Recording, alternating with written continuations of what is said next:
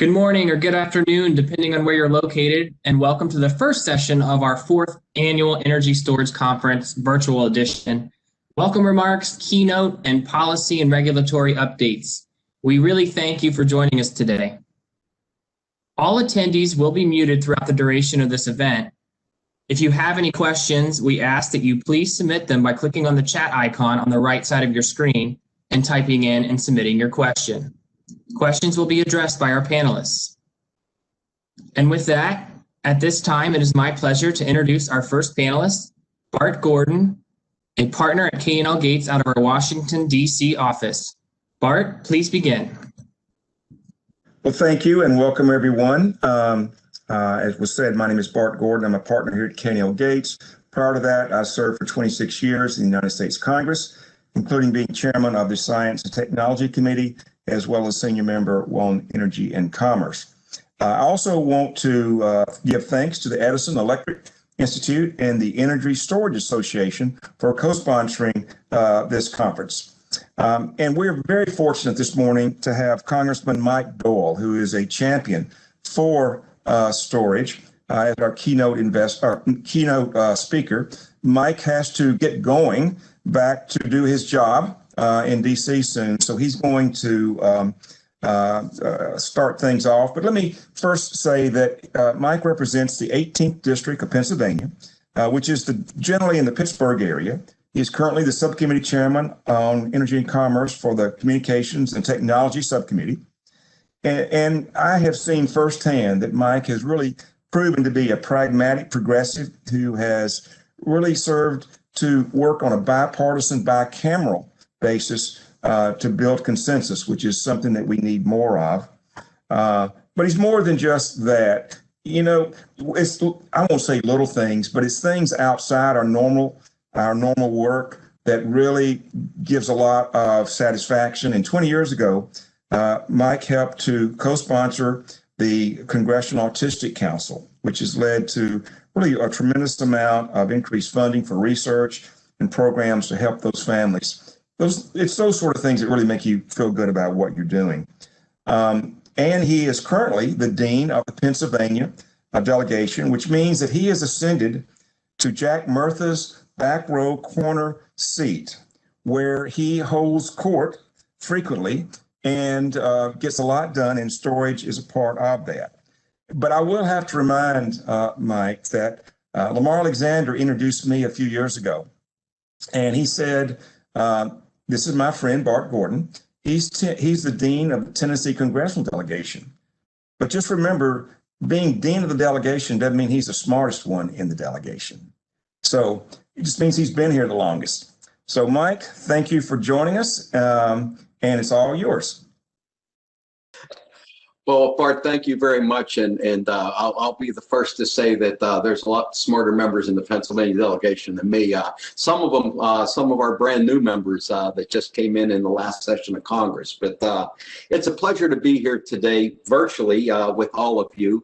I wish we could be doing this together in person, and it's still an honor, though, to speak to all of you again about an industry that I believe can completely revolutionize our energy systems and help us solve the existential challenge of climate change. So I want to thank K&L Gates and the Edison Electric Institute and the Energy Storage Association for hosting this conference. I'm pleased that so many people from all corners of the energy storage world have been able to join us as we talk about the paths forward in advancing the development and deployment of this critically important piece of the energy revolution. As many of you know, and as Bart has said, I've been working on the Energy and Commerce Committee to make sure that our nation has an energy policy that keeps the lights on, keeps prices down, and moves us towards a clean energy future. Specifically, I believe our goals for a sustainable energy policy should be to reduce our country's dependence on carbon-emitting fuels, to improve public health and tackle climate change by reducing air pollution and reducing our greenhouse gas emissions, and to ensure that U.S. families and businesses don't face high energy prices. Now, meeting all three criteria is a challenge, And the fact that scientists tell us that in order to avoid the worst effects of climate change, we need to achieve zero net carbon emissions by the year 2050 means that we have to move aggressively if we're going to meet those goals. But you know, that's what's so exciting about energy storage. This is a technology that holds the potential to move us forward towards cleaner energy mix, to keep electricity prices low, better manage the power grid, facilitate the transition to clean vehicles, and help reduce energy costs for the industrial sector. Storage can level out the intermittency of renewable sources and provide affordable energy when it's needed most. Not only can storage make intermittent sources of power, baseload power, but it can replace the dirtiest and least efficient power sources, peaker plants, that only turn on for a couple hours during peak demand. Storage also has the ability to make energy cheaper for large industrial users, to help homeowners reduce their energy bills, and critically, to create a more resilient grid system through microgrids, or allowing homes and businesses to create enough power to keep the lights on themselves even when the grid is down. And as climate change gets worse, and we see more of its devastating effects, as we have seen recently with wildfires out west and the surge of major hurricanes in the southeast, having a source of energy that can keep the lights on at critical facilities, even after a disaster, is vitally important. This resiliency is important not only for smaller users, but as we know from California's experience, even large utilities have trouble managing and maintaining massive amounts of transmission infrastructure. Because storage can be linked up to distributed energy sources, doesn't produce air pollution, and is pretty quiet, it can be centrally located near users, meaning less transmission infrastructure to maintain. So, to tackle climate change, pairing energy storage with renewables gets us closer to our net zero goals. But the beauty of energy storage is that it can also be paired with any fuel source, and it gives us greater resiliencies we need as we go forward. As we move towards a cleaner economy, some good news is that over the last decade or so, the US has actually reduced its greenhouse gas emissions from the power sector, mostly from switching from coal to natural gas and renewables, which in part has been possible because the cost of renewables has dropped to the point where it's cheaper than coal and cost competitive even with natural gas. However, pretty soon we will face the challenge of how to manage a grid with a large percentage of intermittent energy. Again, this is where energy storage comes in and unleashes the full potential of renewables and moves us even closer to our carbon reduction goals. This potential for so many transformational uses is why I've been a proud champion of energy storage and am working hard to get my bill, the Energy Storage Tax Incentive and Deployment Act, passed. As you know, my bill would extend a 30% tax credit to eligible energy storage projects for both the residential and the commercial sectors. And as someone who comes from an energy-rich state and a city that is home to some of the best researchers and innovators in the energy sector, ensuring that my bill was inclusive of as many technologies as possible was critically important. We cannot close the door to any technologies that can help us reach our clean energy goals. As you all know, energy storage, while primarily made up of batteries today, also includes things like pumped hydro and water heaters. We're also seeing a surge in interesting ideas and technologies being developed to store energies, from flow batteries or compressed air storage to using salt caverns for storage. There are many promising technologies that can provide a range of services to the grid. But regardless of what technology is used, energy storage will be vital to getting us to a 100% clean economy. Another important factor when it comes to energy storage is size. Some storage projects are small enough to power a single home for a few hours. Some are big enough to power a neighborhood. And then there are some projects that aim to provide regional storage or storage for days for entire cities. All of these uses are important and will provide key services to the grid. Storage that replaces a fossil fuel peaker plant is great for the environment. Storage that powers a city for hours or days lets us completely rethink how we design our power systems. And storage that allows home or small businesses to get off the grid and sell energy back to utilities provides resiliency and helps the economy by saving people money. Right now, for the most part, storage technologies are limited beyond 4 to 8 hours.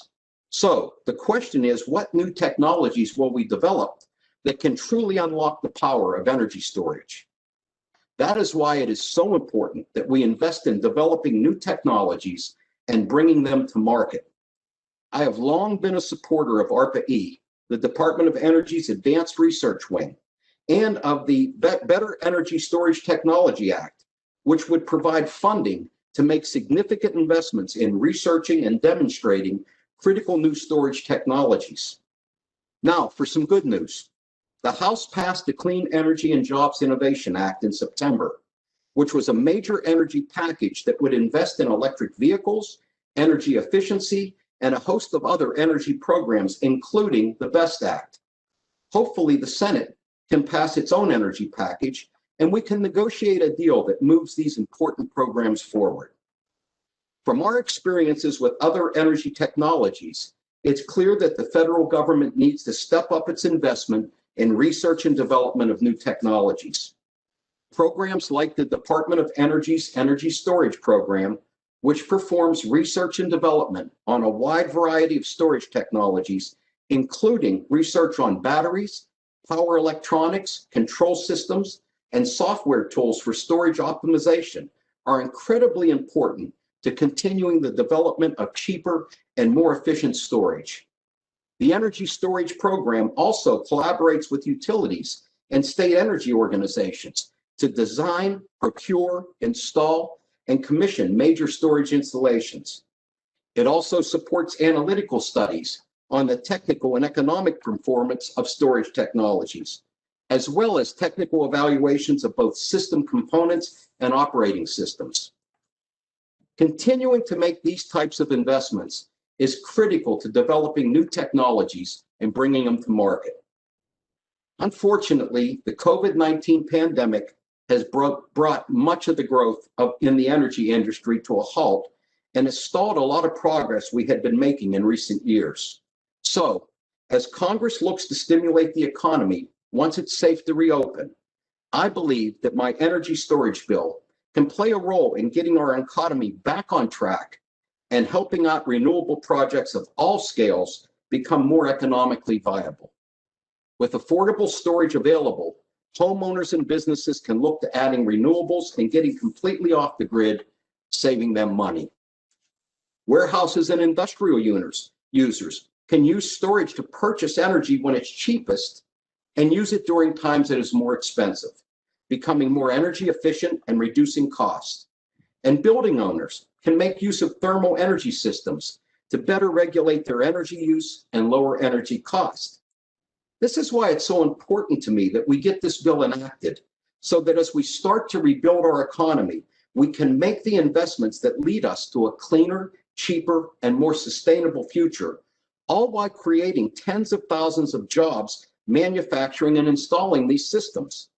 Now, while federal investment is great, we also need to ensure that there is a market for energy storage and that it recognizes all the benefits that energy storage can bring to the table. This is a space that is full of interesting ideas. One concept that is becoming more developed and is playing a really interesting role in some energy markets is combining distributed energy resources and storage in a package and selling it on the wholesale markets. This system utilizes small-scale solar, wind, and storage packaged together into a much larger energy system that can reliably provide energy to the grid. In essence, this combination creates a mini power station that is made up of disparate sources. It provides a benefit to homeowners who have the resources to sell, and it has incentivized the deployment of distributed energy and storage because now new companies see a financial advantage to investing in these technologies at a smaller scale. This is a model that can also help with our growing problems with energy poverty and inequity. Too many lower income people live in houses or buildings they don't own, but have great potential for solar and storage. Allowing the pooling of distributed sources that can sell power to the market could incentivize more landlords to install solar and storage, which could help lower utility bills or at least reduce pollution from fossil fuel plants that are primarily located near lower income communities. This concept is the perfect example of how energy markets and industries are evolving and how government must adapt its rules to allow innovative ideas to flourish. I was glad to see the Federal Energy Regulatory Commission issue Order 841, which directed regional grid operators to remove barriers to the participation of electric storage in wholesale markets, and that has been held up in court. Order 841 will release a wave of investment in energy storage as it sets clear rules that allow energy storage to be valued for all of its benefits. This is the type of collaboration between government and industry that we will need to continue as the energy markets change and new technologies and innovative ideas are developed. The next frontiers in expanding energy storage is to make sure states are including energy storage in their long-term planning and to invest federal resources into developing new storage technologies or enhancing current technologies so that we can achieve lower cost and more efficient batteries. I'm a firm believer that the federal government must put the necessary resources into researching new technologies and helping them reach commercial viability. Not only would this help the energy storage industry and move us towards our clean energy goals, it would position the United States as a leader in energy storage technology, opening up global markets for U.S. companies and potentially making the United States a leader in manufacturing storage systems. It's another example of how what is good for the planet can also be great for the economy. So despite all the exciting developments taking place and happening in the industry, I think the most exciting part is that energy storage industry is still in its beginnings in a lot of ways. If we can get my tax incentive in place, energy storage is poised to become an even larger part of our energy system. Now, obviously, COVID-19 has set back the deployment of all sorts of energy systems, but the outlook going forward still remains strong. In fact, the consulting firm Wood Mackenzie projects that even after a slow early recovery period, we could see compound annual growth rate of 31% in the next decade in storage deployment. This is remarkable and really shows the promise of this resource. Given all that has happened over the last 9 months, it would be reasonable to assume that not much else other than COVID-19 relief has been discussed. But outside of aid for struggling families and businesses and talks about stimulating the economy, we at the Energy and Commerce Committee have been laying the groundwork for an ambitious energy agenda going forward. Last year, I mentioned that I had joined my colleagues on the Energy and Commerce Committee in announcing a plan to produce comprehensive legislation to reduce net greenhouse gas emissions to zero by the year 2050. Well, over the last half of 2019, the committee has held a series of hearings and stakeholder meetings to collect the best ideas for achieving that goal. Ultimately, it led us to unveiling the draft, the Clean Future Act, in January of this year. It is a comprehensive and ambitious piece of climate legislation that would move the U.S. economy to a cleaner, more sustainable future. The main tenets of the bill are a clean energy standard that gets the U.S. power system to 100% clean energy by 2050, major investments in reducing emissions from the transportation sector, and investing in energy efficiency for homes and businesses. All of these will require or make substantial use of energy storage technologies in order to reach our ambitious goals. I'm hopeful that with a new administration on the way that believes in combating climate change, we can make progress on some of these ideas and make the economy cleaner while stimulating job growth.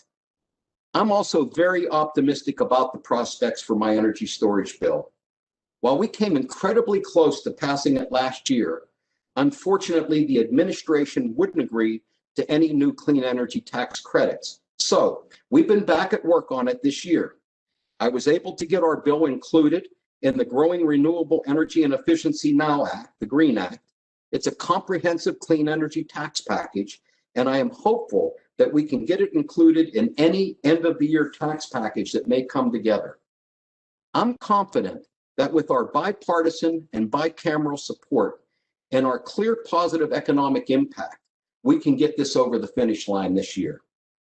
I'm excited about the possibilities for energy storage going forward, and I'm proud to be considered a leader on this issue. I look forward to getting my energy storage tax credit bill passed and to continue developing comprehensive climate legislation with my colleagues on the committee.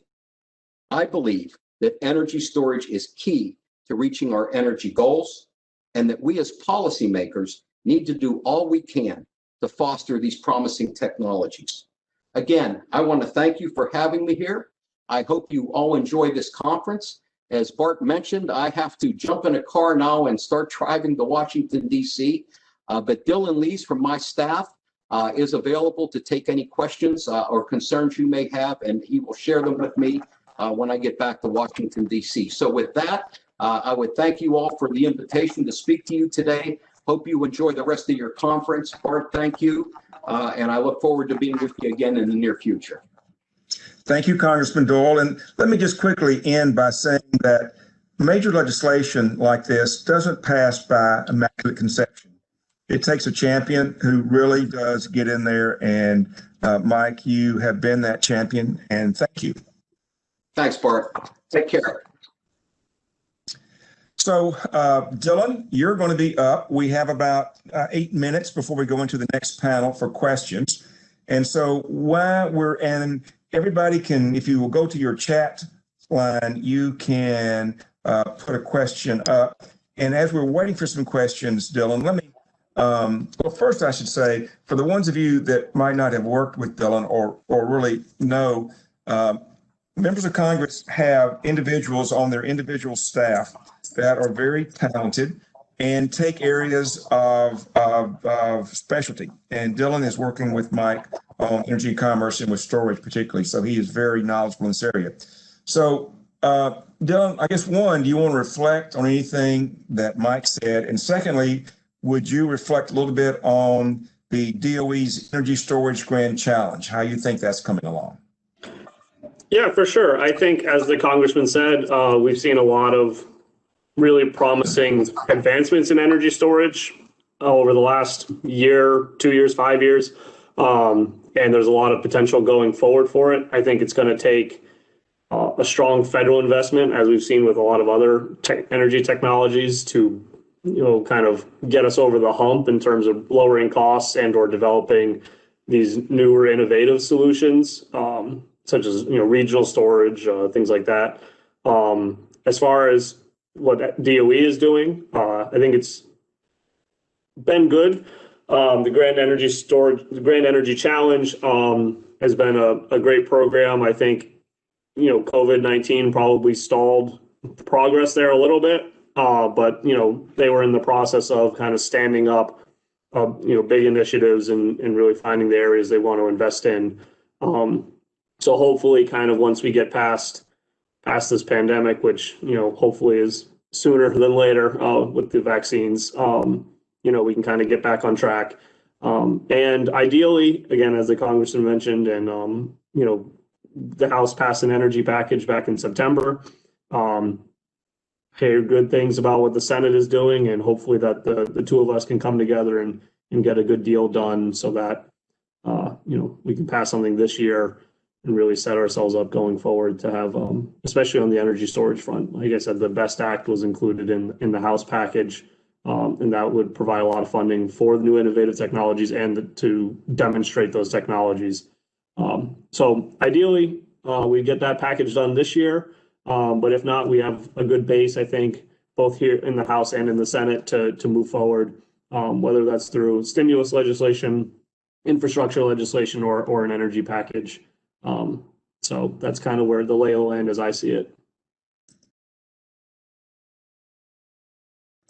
There we go. So Dylan, the Bloomberg energy finance or energy finance, they are monitoring what's going on with lithium batteries, and they are predicting within 3 or 4 years that battery packs could reach $100 a kilowatt hour, which would make them competitive with internal combustion engines.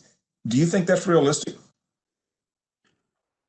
You're going to have to ask some scientists more than me, but Okay. I mean that would be great news. I think, again, as the congressman mentioned, that is a big challenge for the industry generally. Is, again, as it's been, as we've seen with solar and wind energy before it, bringing down those costs so that it is cost competitive, and especially in the electric vehicle market, that would be a game changer for sure. And I think there's a lot of companies working on different technologies to both improve the performance of batteries, energy density wise, but also to improve the safety of especially lithium-ion batteries, as that is a concern as well. And there's also a lot of interesting work going on about reusing car batteries as home storage batteries. The performance metrics are different, or their needs are different. So, I mean, obviously lowering the cost would be fantastic and would be a boon for a lot of different industries outside of the energy storage industry, which I think is what makes the technology so fascinating, is that advancements in energy storage will provide so many advancement opportunities in other industries.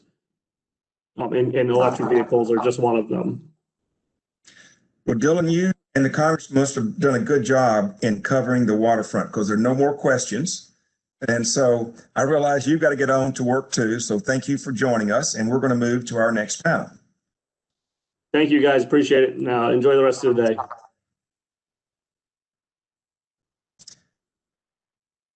Okay, well, we have a really good follow-up panel. And there we go. There is Bree, and let's see, well, I will introduce them and then they can come on. There's Jason. Jason is the Vice President of Policy for the U.S. Energy Storage Association. And previously, Jason was the Associate Director for Energy Innovation at the Bipartisan Policy Center. And he also serves as a Staff Director for the American Energy Innovation Council, a group of CEOs led by Bill Gates to advocate for greater U.S. federal investments in clean energy technology. And I am particularly pleased that we have 2 senior staff members from the Energy Committee and the Science. And let me just opine real quickly in that, members of Congress and senators, they go to a lot of meetings and they have to run for re-election. And so it's really the glue that keeps things going, or those senior staff members within their committees that have deep knowledge, long-term sort of understanding there. And so they're the ones that are the oil that keeps things going. So we're very fortunate to have 2 of those today. One is Jake McCurdy. Jake is the professional staff member for the Senate Committee on Energy and Natural Resources, and he represents Chairman Lisa Murkowski. He serves as the policy lead for cybersecurity, electricity policy, energy storage, and Jake joined the committee from the Department of Energy, Office of Electricity, where he served as Chief of Staff and Senior Advisor. That's what I mean by deep understanding and knowledge. And then Bree Van Cleve. Bree, we're glad that you were able to join us. She is also a senior energy advisor for the Senate Committee on Energy and Natural Resources, representing Ranking Member Joe Manchin. In this role, Bree leads the Senate Energy Policy team and advises Senator Manchin and the members of the Committee on Energy Policy issues related to the electricity and energy research and innovation and clean energy. So thank you so much. So what we're going to do today, let me give some ground rules first. The ground rules, particularly with Bree and Jake, is they're in the middle of doing a bill.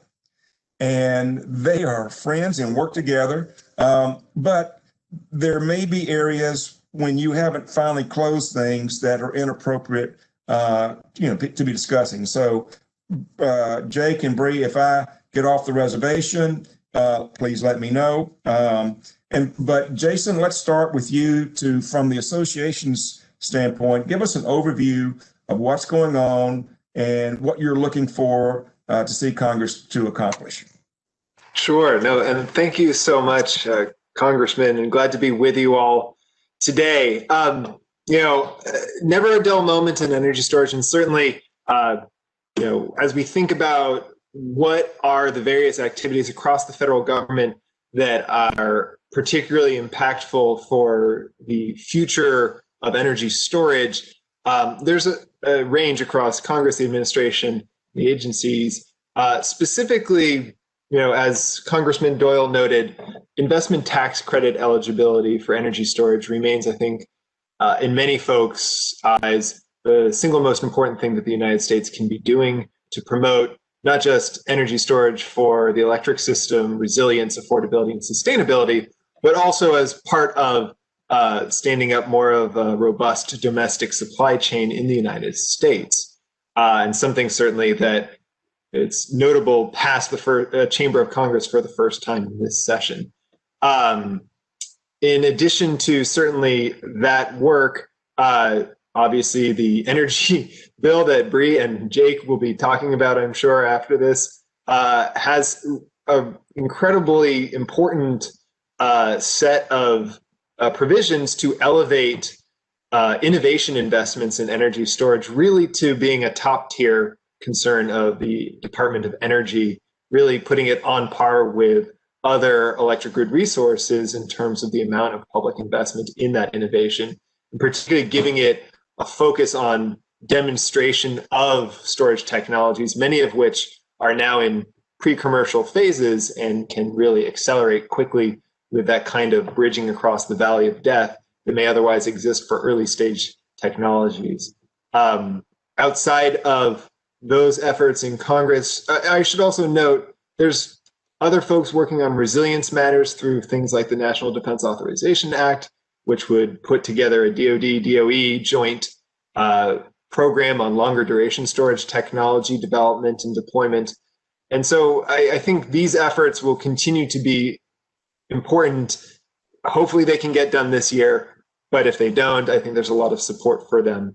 Outside of that, in the administration, I think the two things that have most gotten folks' attention certainly are trade and tariffs associated with the energy storage supply chain, as well as the recent executive order on securing the bulk power system and the sort of pending proposed regs from the Department of Energy regarding supply chain controls associated with equipment for the bulk power system, which may or may not include energy storage.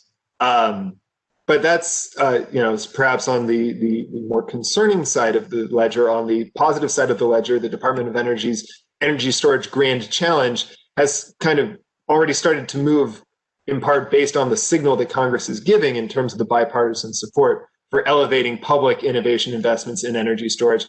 And I think we, as well as everyone else in this industry, looks forward to the roadmap that not only we expect the Department of Energy to be putting out on its Energy Storage Grand Challenge, but that we understand Senate appropriators have now already included in their mark to direct that report be made available in 2021. And then at the Federal Energy Regulatory Commission, certainly where I think an enormous amount of progress has been made in recent years with FERC Order 841, more recently 2222. There's just an enormous amount of important activities happening there, both in rulemakings as well as in individual cases. So, for example, one of the most impactful things for, I think, the near-term future of storage is coming up right now with PJM's filing to reform capacity accreditation of energy storage in its wholesale market. If approved, which we hope will be approved in a timely manner, that will just open an entirely new market opportunity for energy storage across the Mid-Atlantic and Midwest, and we hope will be copied in due order by other regions as well, and something that we think is going to be transformational in terms of not just the business opportunities for storage, but the ways in which our entire electricity market regulatory framework starts to update post-Order 841 to really not just barriers to storage, but actually start updating market designs to take account of and ultimately take advantage of the flexibility and the versatility that you're going to be getting from energy storage resources. Order 2222 is sort of doing that for the distributed side in many respects as well. And for FERC to come, I would suspect that a commission in 2021 will continue to have its eyes on these various matters, including, as again Congressman noted, hybrid resources, storage plus generation being, I think, of particular significance to get clear regulatory framework around that. So that's sort of a view of the waterfront there, and obviously happy to talk to any of the details there, but I'm sure I've gone on a bit too much, so I'll let you get back to it. Thank you, Jason. Let me ask you, for those folks that are listening, if they wanted to share this with a colleague or a friend, will this conference and this discussion be on your website later, recorded? This is for the K&L Gates folks. I believe this is being recorded. Okay. So, okay.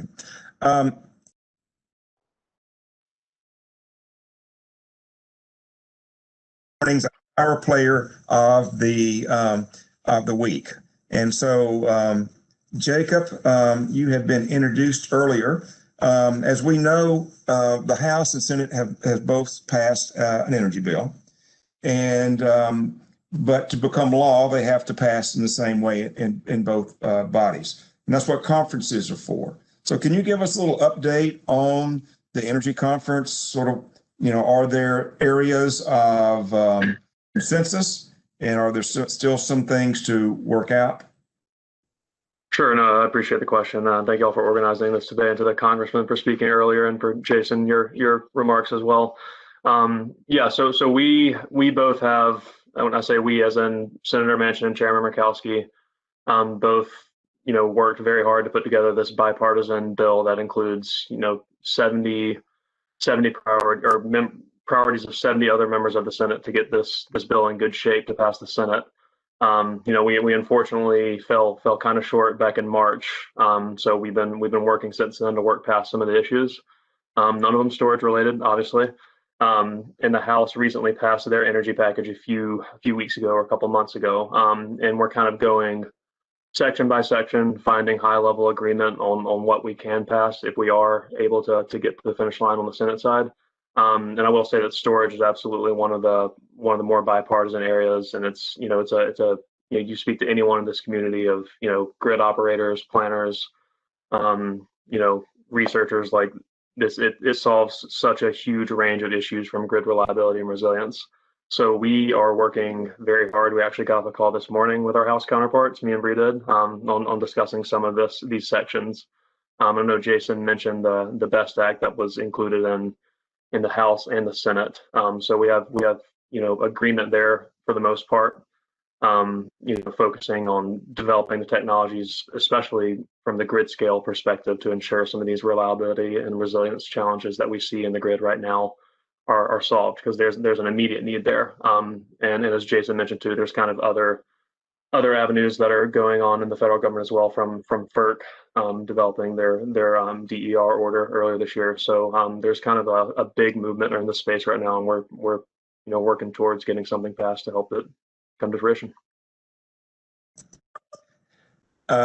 Jacob, just out of coincidence, I was talking to Adam Rosenberg yesterday on another issue. Adam, if you don't know him, Adam is the staff director on the Energy Subcommittee in the House on the Science Committee, and who was on my staff. And Adam I told him about this call today. He was very complimentary of the way, in a bipartisan, bicameral way, everybody is working together. So let me ask you then, if you don't get everything worked out, will you just try to pass what you can get, consensus on this year? And if not, how would you see it play over to next year? No, that's a good question. I think we are trying to find, obviously we're not gonna be able to pass the full, at this point, not be able to pass the full energy bill, or make the full House bill become law. So we're finding those high level areas of agreement that we can work on. So we are hopeful that we will pass something. And as I mentioned earlier, I know energy storage is one of those things that there's way more agreement than there is disagreement. So if we are to pass something this Congress, I'm fairly confident it will include the energy storage language from both the House and Senate bills with some minor differences. So at the end of the day, you're either going to pass something or you're not going to pass something. And I assume you will get something done. But either way, it all starts over in January.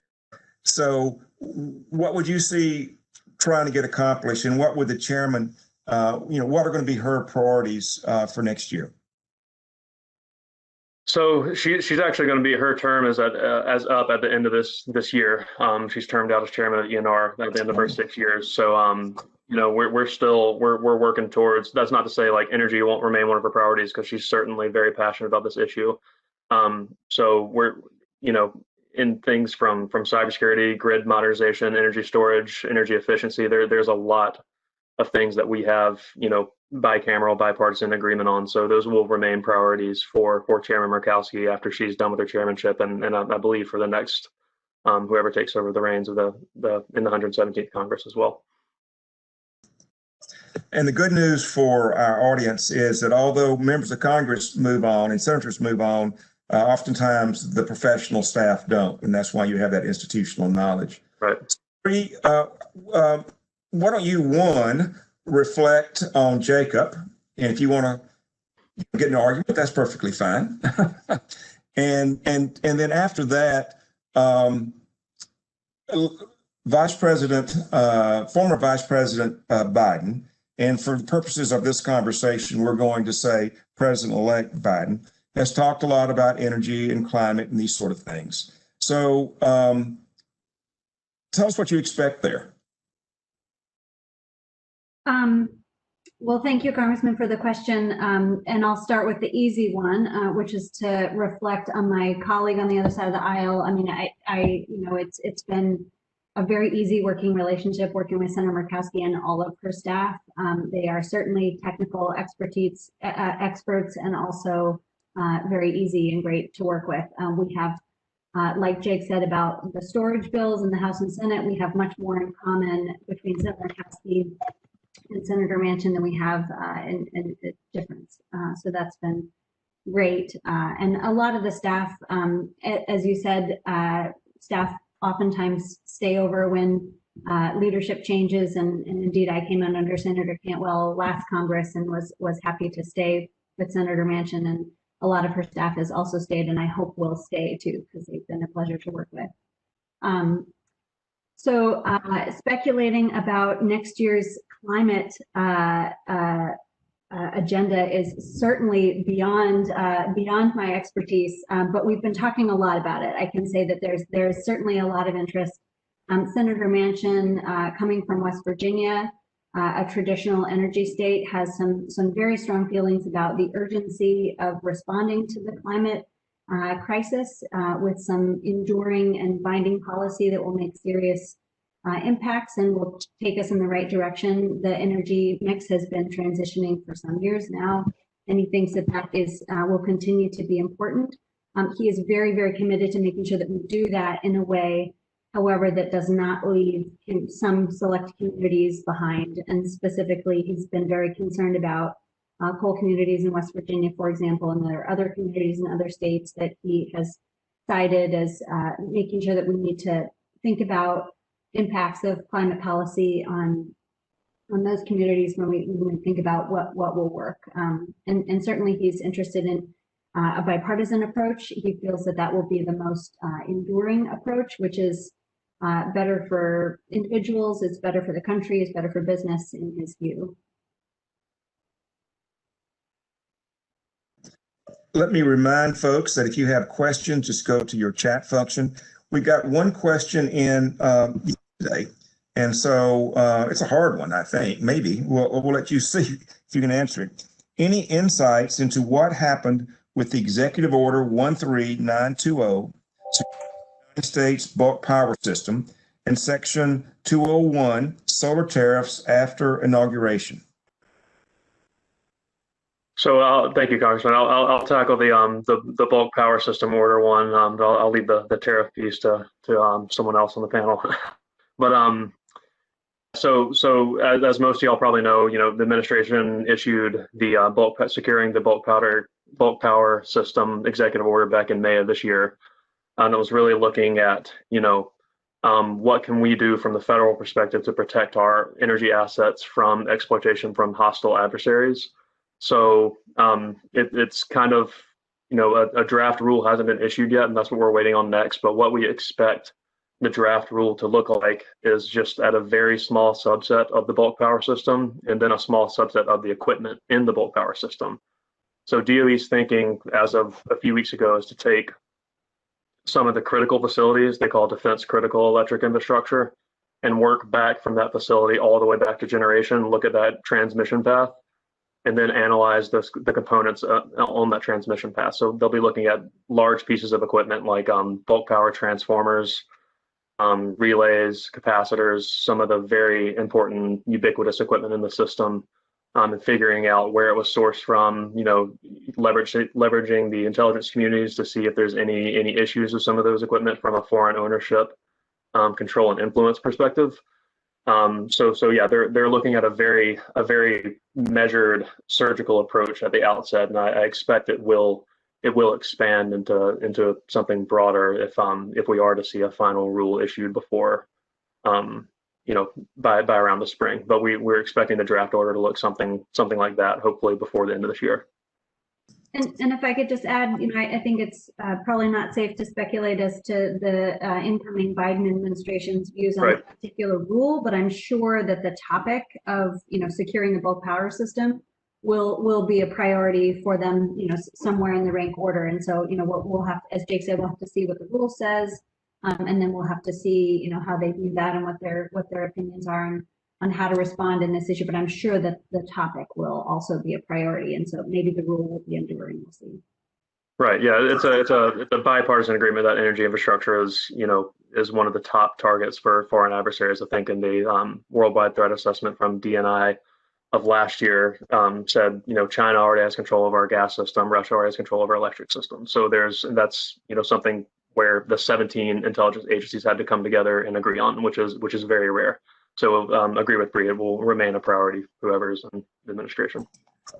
And Congressman, I just wanted to briefly mention the other part of the question that you asked about solar tariffs, and then I know Jason mentioned the tariffs in his remarks, so maybe Jason is a good person to finish answering the question here. But I think there certainly is acknowledgement there that comprehensive trade policy review, I think, is warranted. Senator Manchin specifically believes that. He also has been very focused on domestic manufacturing. He's been working with his colleague Senator Stabenow on reviving 48C tax credit, because that would go a long ways here for, and that would include energy storage manufacturing. But that's been his particular angle most recently. Jason, you want to speak to those tariffs? Sure, just to chime in and to note that the tariffs of most concern to folks in the energy storage industry are not Section 201 on solar, but the Section 301 tariffs against primarily Chinese imports of lithium-ion battery cells and other parts of energy storage projects. And I think that, we are interested to see what an incoming Biden administration will do on trade matters. I understand that there are cross currents in terms of what the administration would like to accomplish with respect to trade and clean energy. But in one respect that I think is agreement is that we don't want to create continuing uncertainty for the energy storage industry and other clean energy industries. And so I think that is something that we expect to be dealt with to remove a lot of the lingering uncertainty around tariffs associated with storage. The other thing I'll just note is that,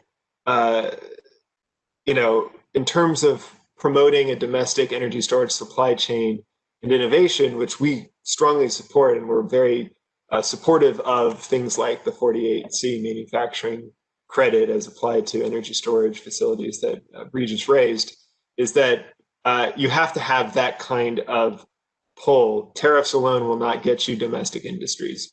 And so you really do need to be thinking about this. This is part of why we also think the energy storage ITC is so important, is because demand-driven development is much more likely to succeed than simply putting up walls and hoping that tariffs can do far more lifting than, frankly, history has borne out that they are able to do on these kinds of matters. Now, Bree, you gave me a little bit of a head fake on President-elect Biden. I know you don't speak for them and aren't going to try to speak for them, but you are an informed citizen that sort of watched the campaign go along. What are you expecting, from them? But maybe in energy generally, but particularly anything in the storage area that you followed that they were discussing? Thanks for the question. I think so. From what we've seen out from the campaign and press releases, but also the plans that have been introduced, the energy and the climate plan that have been released. We don't have a lot of details on what policies are in place, would be put in place under President Biden. But we know that storage is a really acknowledged, really important piece of the solution that an incoming President Biden would be trying to address. And frankly, I think that DOE has a lot of the pieces in place that we need to have at DOE in order to advance the technology. As Jason said, I think we're at the stage where demonstration is kind of the key term here in terms of the world of DOE, the R&D world of DOE. And obviously some policies at FERC are really, really important. And then of course there's some tax code pieces that would also really be helpful. So I don't think that we have a lot of the details, but I think that actually the landscape is not bad now, especially in terms of what programs DOE has put in place. I think as Jake mentioned at the head of this conversation, we have a really robust research program in the Senate energy bill that is $100 million for 5 years. And then in addition to that, there's an additional $100 million for 5 years for demonstration alone. So I think that gives you an idea. And then there's additional pots of money like the joint long-term duration storage program between DOE and DOD. That is still also in the Senate bill. It will either be in one place or the other. It's also in NDAA at this point. So I think that, from the Senate perspective, we think that investment should be higher. I think that's reflected in the appropriations dollars as well, the draft that has recently come out. And so, I think that's one difference that you'll see with the Biden administration also. But I think that it's a very bipartisan issue, at least in the Senate side. Go ahead, Jason. If I may, I just want to pile on here for Bree's point, which is that these increases in public investments in energy storage innovation are bipartisan and precede any president-elect plans on it, because there is, I think, again, a recognition and a rising importance on getting energy storage next generation technologies moving for the kinds of resilience, affordability, and sustainability needs of the grid of the 21st century. And so, we just saw, for example, the current Senate's appropriations increasing energy storage investments at the Office of Electricity by nearly 50% year on year. And I think that there is a recognition both in the Senate and House bills on the Better Energy Storage Technology Act and in the now already launched by the current administration Energy Storage Grand Challenge that we need to elevate energy storage up to being on par in terms of the level of public investments as we see in things like energy efficiency and renewable energy and fossil. So really making sure that, and especially because it is cross-technology and cross-sectoral, which the Energy Storage Grand Challenge, to its great credit at DOE, focuses on, not just grid, but vehicle, not just one type of technology, but all technologies, is going to be really, really important. Certainly, I think if Bree and Jake and their House colleagues can reach an agreement on the American Energy Innovation Act and its pieces, that will be extraordinarily useful for the folks at the Department of Energy to have a solid grounding on which to move forward, and for appropriators to have a strong signal that we do need to elevate these investments quite significantly. So that's something that we at ESA want to make sure gets the attention it deserves. Well, it's important to have the authorizations that increase the spending, but the appropriators still write the checks. So, and Jacob, I have not, followed the specifics on the appropriation bills, other than the fact that I know that by December the 11th, they have to be passed or either pushed over to next year, or we have a shutdown. So, do you know much about what the appropriation are looking at doing in this energy area, the ones that are outstanding right now? Yeah, so we're obviously, we're hopeful we can get an omnibus passed this Congress. And one thing I'll note on that Jason touched on really briefly was that DOE's storage program was increased by 50%. And one of the most exciting things that is in that budget was, I think, around 30 to 40 million for the grid storage launchpad at DOE. So that's kind of looking at how can we take storage from how we've currently been thinking about it in terms of integrating DERs and renewable variable generation technologies, and moving it to more of a grid scale technology to kind of tackle some of those reliability and resilience challenges. So that's one thing that's exciting about what's in the approps package that was released last week. But in terms of timing, not really certain. But we're hopeful they can get something across the floor this calendar year. And how will the private sector be able to interact with the Department of Energy, if at all, in these programs? Sure. Or Jason, you go ahead. Yeah, I mean, this is something that we're eager to see. Obviously the Energy Storage Grand Challenge solicited public input. One of our pieces of public input was to create an ongoing forum through which industry, labs, and DOE can all be working together within the framework that the Energy Storage Grand Challenge provides. And I think setting up, frankly, the communications and social infrastructure, as it were, that will be necessary to complement things like a focus on public-private demonstrations, which, again, the Better Energy Storage Technology Act contemplates. So making sure that you have this tighter loop between industry and DOE is going to be, I think, really advantageous to making sure that public investments are steered effectively, and at the same time that there are useful signals being communicated back to industry about what kinds of information federal government and national labs need in order to be able to steer this. So that's something that we're hopeful on. Outside of that, though, certainly I also think that the nature of the innovation conversation is that it will always be very extensive, and we're always thinking up and down not just the innovation part, but the market entry. And certainly a large part of our discussions at FERC have been about trying to make sure that market entry pathways for storage are there, so that you put all this public investment into developing energy storage, you have a proper market framework in which it can actually get valued and compensated for the flexibility and the services it can provide. And so it's really important when we think about innovation investments that we're not only thinking about the supply push, but we really do need to be thinking about the demand pull. And if you have a market that cannot, like, as I kind of continue to say to folks, longer duration storage does not get paid a premium right now for doing what it does. So you need to have a really important use case and market niche for that market entry, because it's not going to be integrating renewables anytime soon, right? It's going to have to be something else that you're going to get paid to do. And that's an important part of the conversation. Again, to DOE's credit, the roadmap does try to marry a little bit of the understanding use cases to the development pipeline.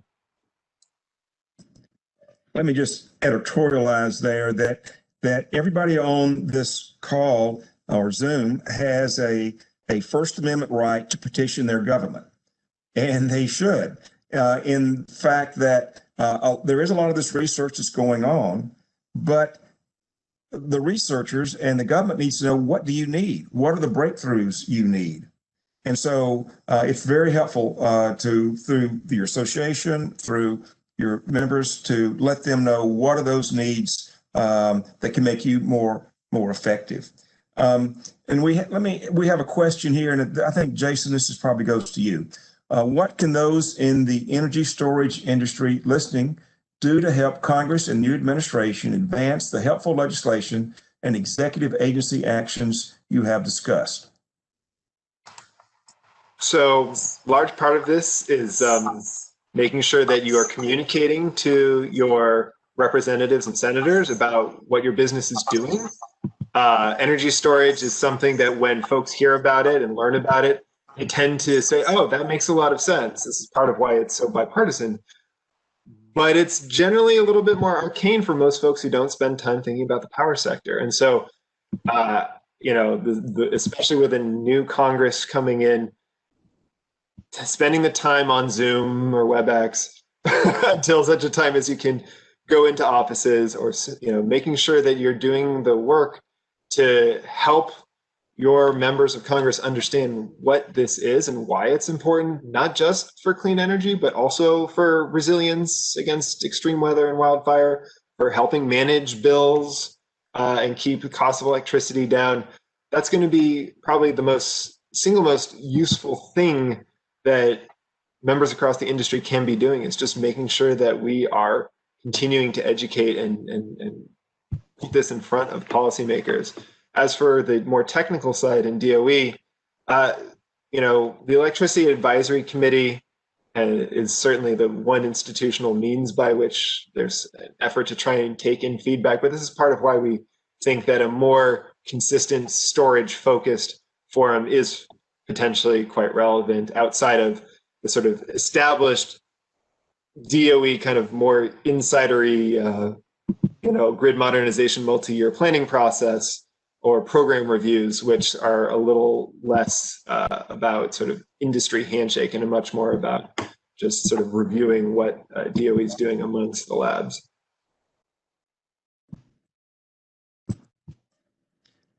And Jacob, I have a question for you. It says, Jake mentioned the appropriations support for the grid storage launchpad project. Could you explain in more detail why this program is important to launch energy storage into the marketplace? Sure. So as I mentioned briefly, I think Jason touched on this briefly too. Most of the storage development that we've seen has been, short duration, small scale use to kind of integrate more renewables into the system. So what we're going to be looking at from the grid storage perspective is how we can develop technologies that are able to, have a long duration on the system from 10 to 100 hours that can serve as a backup power for a critical facility if it goes offline for a few hours, something that a smaller battery isn't capable of doing. But both of them obviously have advantages to the bulk power system, to the grid in general. But we're looking at grid scale storage to kind of shift that paradigm to provide more resiliency and reliability attributes to the grid. So it kind of tackles that operating challenge for the grid, but it also, the grid storage launchpad is unique in that it's also looking at different ways to make a battery. So you mostly have, lithium ion, cobalt that are comprised some energy storage systems now, but we're looking at more domestically available materials to make long duration storage. Also things like sodium and salt that we have abundantly domestically. So it's going to create a whole new manufacturing base here as well, which is a kind of added benefit to that. Bree, Jake mentioned the lithium ion batteries. Is there work being done on making them safer, so that people can feel more comfortable with that? Or also, do you want to reflect on anything that's been said? No, I love it when Jason and Jake take all the hard questions. I know that there is. I certainly will not claim to know all of the places. I know that the labs are working on safety. It is something that, I wouldn't call Congress really cutting edge, but it is an issue that obviously even Congress is tracking, and we have language on safety and testing protocols in both the House and the Senate sections on energy storage. So it's definitely something that we heard a lot about when we were drafting the individual pieces that became those sections, and that I'm sure we'll need to hear more about. So yeah, absolutely a recognized issue, and I think that there are solutions to it. Jason may be able to talk in more detail about what we can do now, other than put your stuff in your carry-on luggage, but.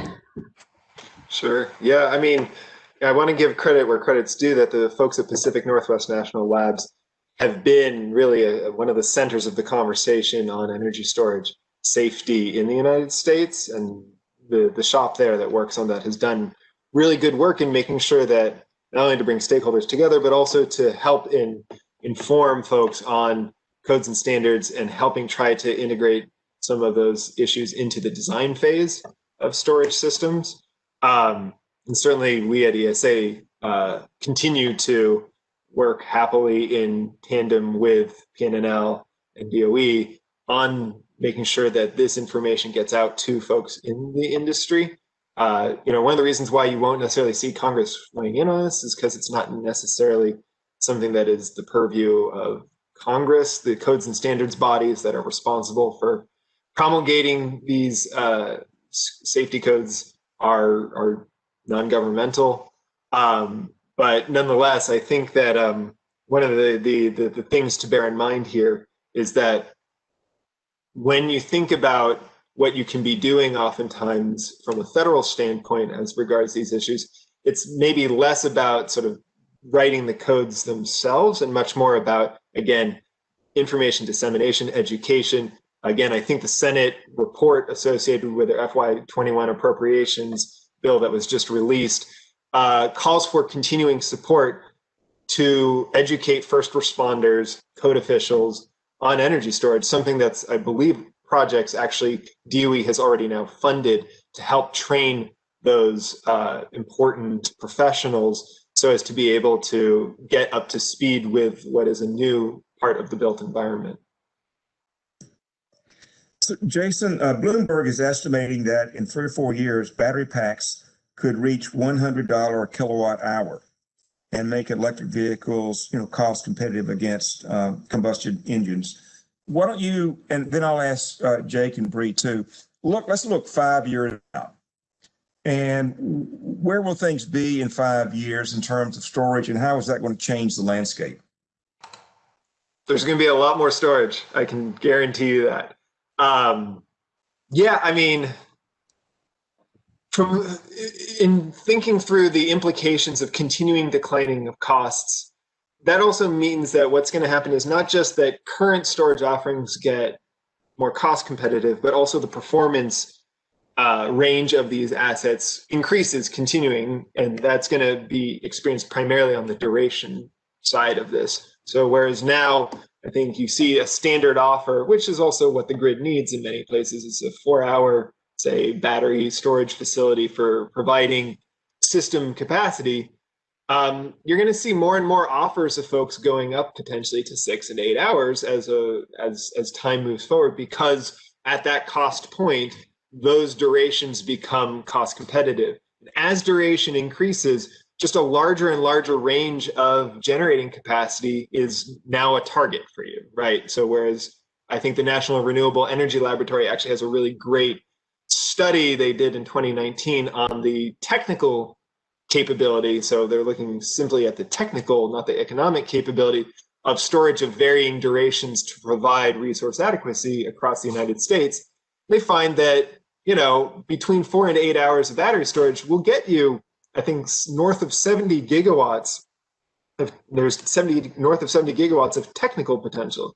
Well, that economic potential is going to show up as these costs come down, right? And so you're going to be competing with a much greater and greater share of proposed capacity additions on the system.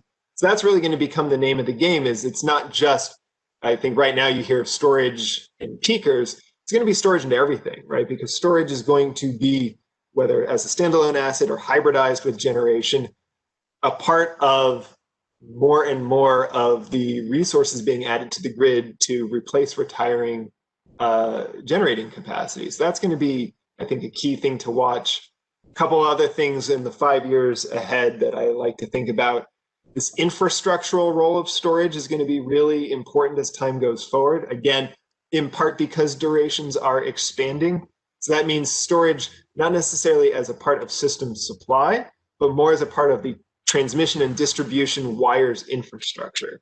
So using storage, as some of my colleagues have said, kind of like adding a lane temporarily to a highway is the way to think about storage as a part of the transmission system. Its ability to enhance the capabilities of how we move electricity across the United States in a cost-effective manner that also brings with it other benefits like resilience as you can adapt to different power flows.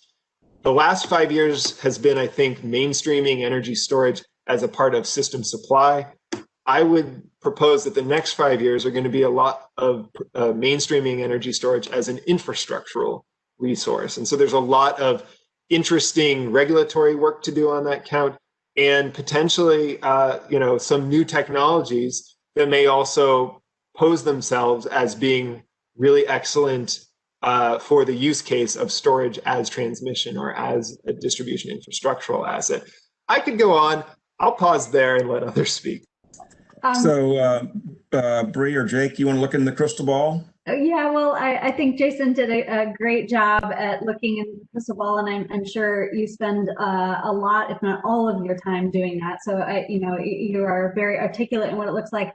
I agree. I think that what storage does is it totally changes the rules of engagement. It changes all of the rules that we have been operating by in terms of how do you run a safe and secure and reliable and cost-effective grid. It just really opens up the possibilities, and Jason explained several, and I agree that storage as a transmission asset is something that we're going to see more and more of, and as those sort of different uses of storage become more accessible because of price, or more apparent because it just sort of takes a while for the wheels to work through, and the different utility models, and I think absolutely, unquestionably, we'll see a lot more in a lot of different applications, which is a really interesting and exciting. It'll be really interesting to watch this technology over the next 5 years. I think that there's agreement, at least in the Senate, and I think it's very wide, that we really need to give this technology a boost because of its multiple uses and of how much of a game changer it could be. So I don't think that lasts forever. I think that this is a really important time to invest in storage and make sure that we get the technology where it needs to be, make it cost effective, make it safe, make sure that we have multiple chemistry compositions that we can use, or make sure that we've got the best one. But as I just wanted to put in a plug for, Jake mentioned earlier, critical minerals and critical materials. And I think this will also be a really important piece. And there's lots of interest in this, and certain members of Congress, certainly Senator Murkowski and Senator Manchin, have been very, very interested in making sure that we are thinking about the supply chain, making sure that we're thinking about the environmental impacts and also the social impacts, and then also the national security reality of making sure that we can produce and manufacture this really critical new game changer technology in a way that is secure and hopefully in a way that brings domestic opportunities to U.S. workers, ideally. But I think that will be a really important part of this conversation as well. Jake, you want to add anything? No, nothing really to add. I think Jason and Bree both hit the nail on the head. I think it's going to be very ubiquitous in the system because of the multiple use applications of it. One thing I would like to see 5 years down the road, I know it's probably a short timeline, is kind of what Bree said, more of a domestic manufacturing base for energy storage materials. So that's something that we're also taking or paying pretty close attention to as well. Let's see, I maybe address that and do a little predicting myself. I think what you're going to see from a Biden administration is using procurement as a pull, and you're going to see in a number of different ways they're going to support the battery industry by, again, in the procurement. And the other thing they're going to do in procurement, they don't like to talk about as much Buy America as Made in America. And so you're going to see tax incentives, you're going to see other incentives to try to develop these technologies here.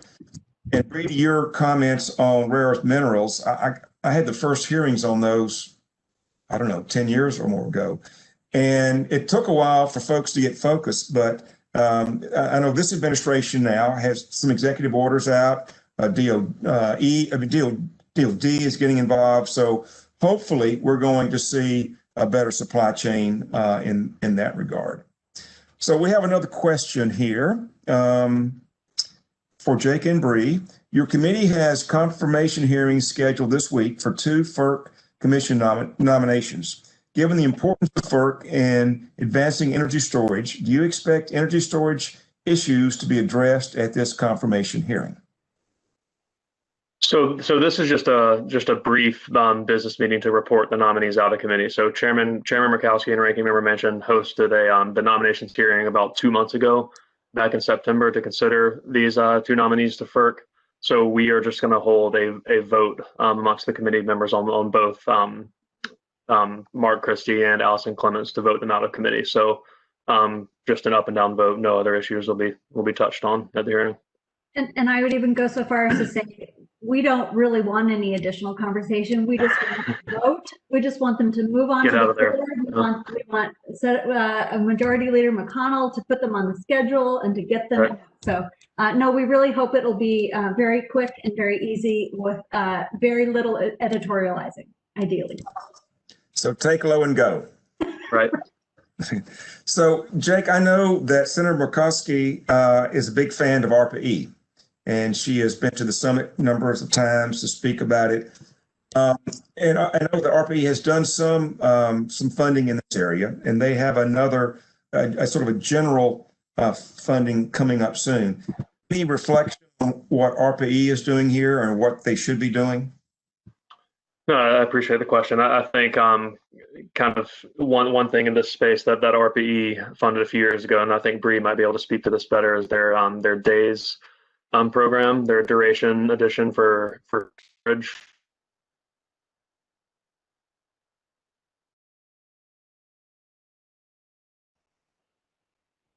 Did we lose Jake?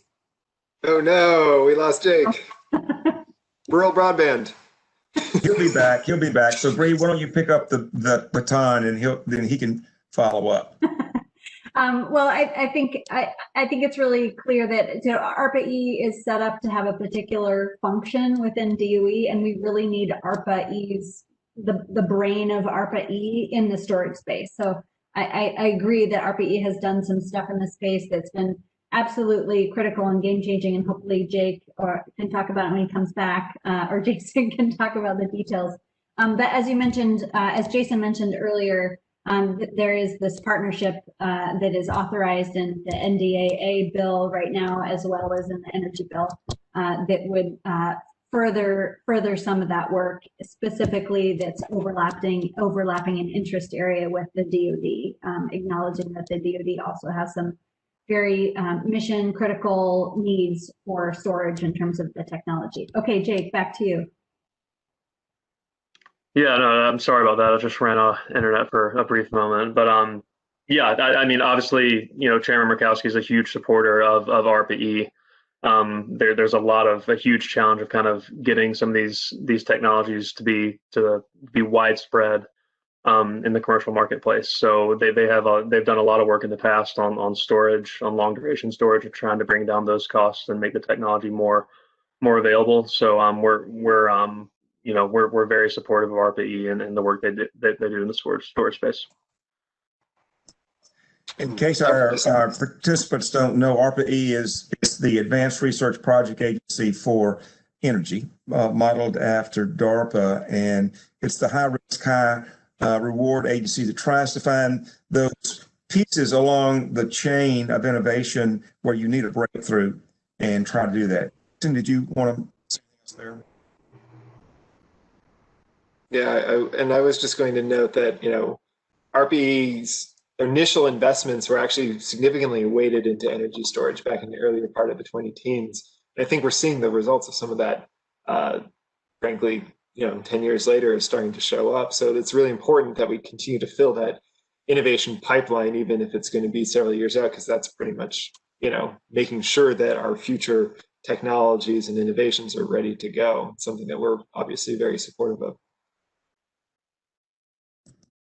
I'll also note that in the Science Committee's reauthorization of ARPA-E, they're providing for next stage funding. That's one of the problems that we see with so much of the research coming out of the federal government is they hit then the valley of the death, or the second valley of death, and that the private sector, as they used to tell me, they don't invest in science experiments. They need things a little bit further along. And so hopefully with this next stage funding, we'll be able to help that process go along. Here's another question, question for Jason. Before COVID postponed it, ESA was going to have your Energy Storage Expo this year in Pittsburgh, Congressman Doyle's hometown. Are you rescheduling your expo? On behalf of Mike, will it be in Pittsburgh? Thanks for the question, and it gives me only a little bit of pain because we actually had turned the annual conference and expo into a virtual affair this year, which occurred back at the end of the summer. So 2020's annual expo has occurred. For 2021, stay tuned for our plans, but we are at this point scheduling in for April of 2021. And I think that, we are going to probably be making a decision soon as to whether that's going to be in person or not. So everybody needs to get their vaccination then. Yeah, and, be mindful of current environment and CDC guidance. So as we come to the end,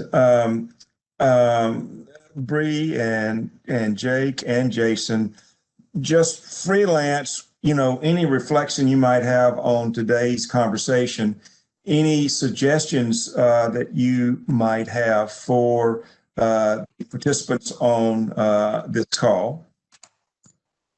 Yeah, well, I think that maybe to put it on a forward-looking perspective as we start to conclude here, something that, just to pick up on a thread that you started to unspool there, Congressman, which is the role of federal procurement in the next administration.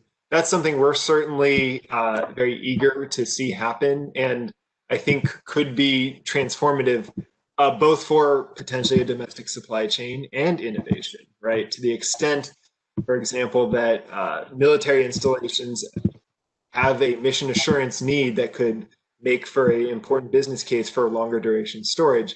And similarly, something that we're going to be proposing, I think, in a sort of much more formal manner, but we've already started to mention, is that a Biden administration that is seeking, for example, to increase federal clean energy procurement, we're going to be asking that administration ensure that some of that clean energy be time matched in its delivery to the actual demand of federal facilities, right?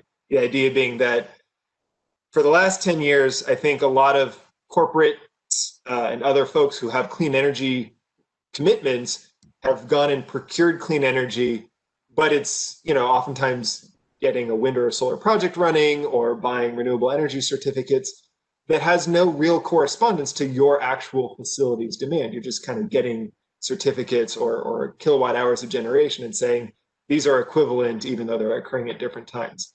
The next phase of the clean energy progress we need to make is actually saying these clean energy resources need to deliver. We actually are creating demand on the system. And one of the key ways you're going to do that is through energy storage, right? So having the next federal procurement standards for clean energy include some standard for time matching, say, for example, 50% of deliveries by 2024, would be, again, catalytic to the storage industry and meet the clean energy goals of an administration that may be focused on federal procurement. So that's something I just wanted to preview to folks now, certainly. And then beyond that, just, obviously we're eager to work with Congress and the administration, but I always you can tell I'm a geek because I always come back to FERC and the Federal Energy Regulatory Commission. There's just been so much progress there, regardless of who's been in charge, whether it was the chairmanship of Norman Bay, the chairmanship of Kevin McIntyre, the chairmanship of Neil Chatterjee, the next chair, whoever that may be, has just a panoply of really important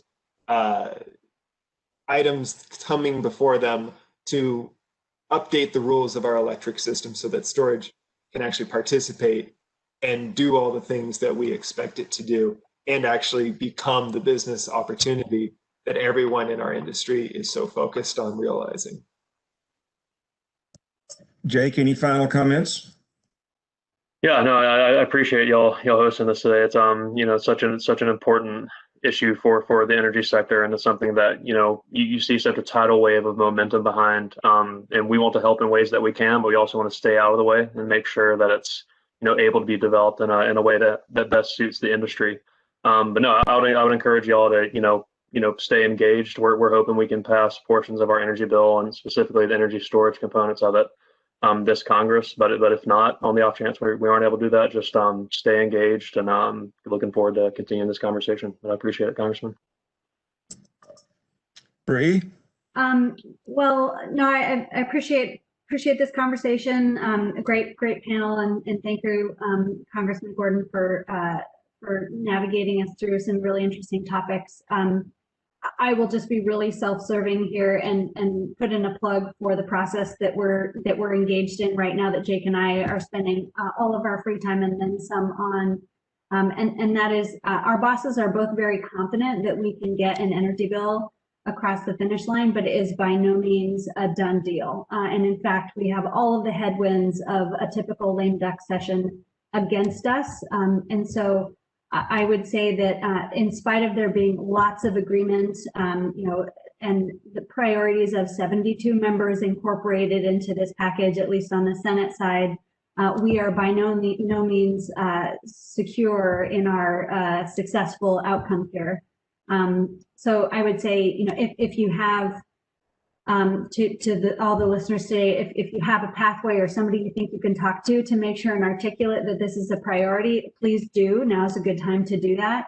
We're working with the House passed bill, and then also the Senate bill that has not passed the Senate, but it went through all of the committee process, and we ran into a snag in the floor process that was unrelated to this, that we have resolved and then we've hit other snags. So we're still working on, either we need floor time on the Senate side, which is not very available these days because we're in the waning hours of the Congress, or we need a very, very agreed to easy package that we can get through. So I think that we have the policies right, and then we have lots of opportunities on how to actually get this done, the mechanism of getting it over the finish line and to the president's desk. But we definitely need some will, and we need some time here. So send us your good thoughts and anything else that you have that you can send our way that will help make everybody excited to get this over the finish line. It's a great piece of work, and the storage package, I think, is really exciting and would really put us in a good place to build on it next year. Well, Bree, I think that's a good way to close things out. And I want to thank all of you for bringing your expertise today. And now we're going to turn things over to Grant, and we'll continue with the program.